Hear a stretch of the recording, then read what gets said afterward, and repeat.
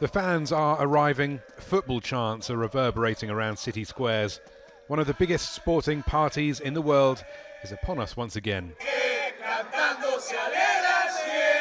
It was 8 years ago that FIFA announced the 2018 host would be Russia, amid allegations of corruption in the World Cup bidding process. Nevertheless, Vladimir Putin was pleased enough to accept with a rare speech in English. We are honored to win in this tough and fair fight. You can take my word for it. The 2018 World Cup in Russia will be up to the highest standards. Putin's World Cup moment is now here.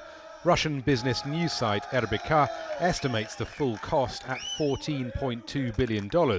And for that, Putin gets a chance to generate some much-needed goodwill for the country. Because internationally, Russia has something of a reputation problem. The annexation of Crimea and the war in eastern Ukraine, the sports doping scandal, allegations of Russian interference in foreign elections, the poisoning of a former spy and his daughter in England, all these and more. The list of perceived transgressions is long enough that political analyst Andrei Kolesnikov suspects any World Cup image boost will be limited to the home front. It's extremely important to make such a gift to a domestic audience.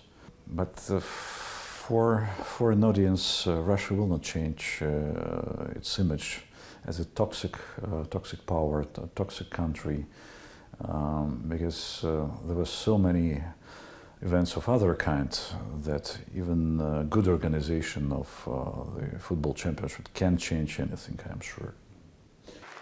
But as he spoke at the FIFA Congress on Wednesday, Putin made it clear hosting the World Cup isn't just about pleasing Russians or international politics.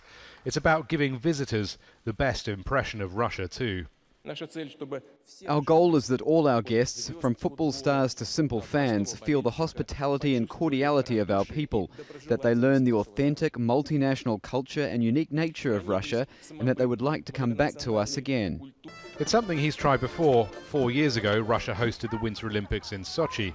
The region was flooded with cash to smarten it up for all the visitors. For the World Cup, that's been done on a much wider scale. In total, 11 World Cup cities have received investment money, from the huge metropolises of Moscow and St. Petersburg to smaller cities like Kazan, Saransk and Samara.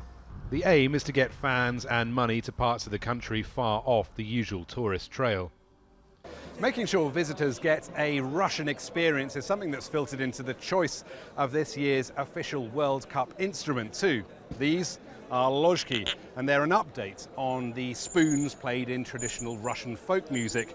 The sound of a full stadium banging these together is something you're going to hear a lot of in the weeks to come. For visitors to have the best possible time here, of course, involves keeping them safe. At the European Championship 2 years ago in France, violent clashes between English and Russian fans were broadcast around the world. Since then, Russian police have come down hard on local hooligans. They want no repeat of such violence here. And numerous security measures, such as a strictly controlled fan ID system, are in place to prevent bombs and other attacks. For a month, the eyes of the world will be on Russia. Everything has to go smoothly. Rory, Challands, Al Jazeera, Moscow.